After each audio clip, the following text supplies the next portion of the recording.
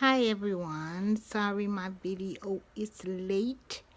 I did not know we were supposed to create one. But forgive me. These are my three questions. The three people, Sydney, Linda, and Joyce, that I asked the questions to are as follow.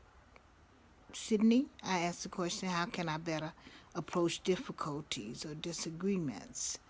And he questioned me about what did I consider a disagreement. I'm sorry, a difficulty.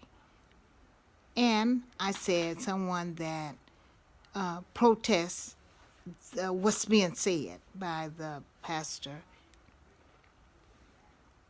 spiritual leader, whoever happens to be up at the time, because some people would just say stuff all the time, go against, go against, go against. Whatever you say, they got a comeback for it. But he said that sometimes you have to have somebody, you either have documented information that they can see, or a person there that is that's their field. That's their field of expertise. That's what I'm looking for, an expert in that field, so that they can answer the question that person needs and move forward. Because sometimes you just have to move forward. Then Linda, I asked her to help me understand how to approach the youth regarding temptation. Sometimes it's not easy to talk to the youth because they just don't want to talk to everybody. And she said that to me as well. They just don't want to talk to everybody. It depends. You have to build a rapport with them so they can know that you are trustworthy. Then they will talk to you. So whoever it is, whether it's me or I normally have a good rapport with them, but sometimes it seems like, depending on what it is, they may not want to talk to me.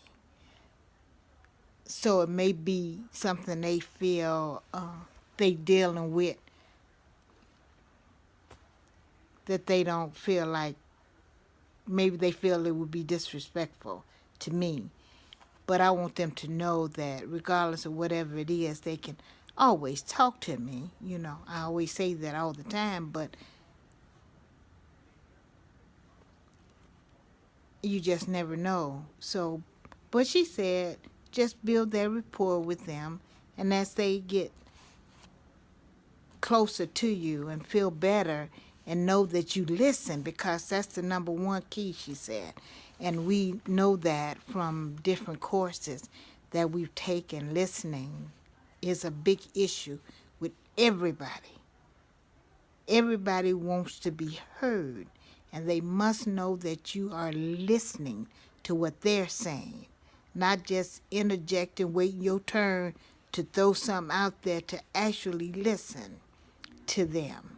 And so once they feel you're listening to them, they'll respond better, she said, and confide in me more, or whoever happens to be over them, the youth director or youth pastor. And then the question I posed to Joyce was, what can I do differently to improve communication in relaying messages of importance without appearing angry? And this comes on the heel of an incident that just happened of utmost importance, uh, but a leader didn't follow through, and it cost us time and money. Where she say that it's okay to be angry, but in that particular case, anger was okay, but it was just that we have to be mindful we don't want to alienate people.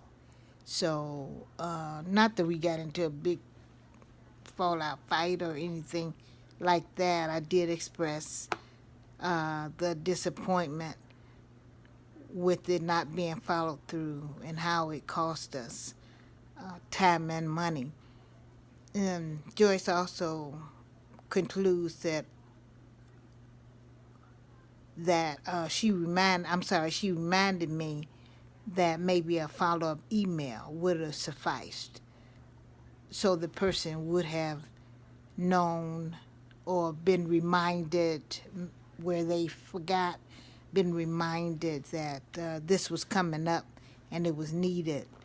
So I think that's a good idea to have a follow-up email instead of me just going each time and have to talk to each leader about this, that, and the other. So she suggested having the secretary send a follow-up email addressing the issue to everybody that's involved, not just one person, but everybody that's involved, whether they have, actually done their part or not.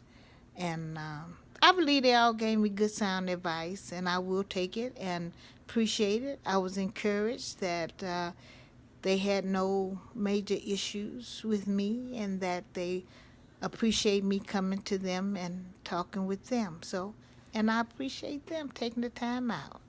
Thank you, and you be blessed.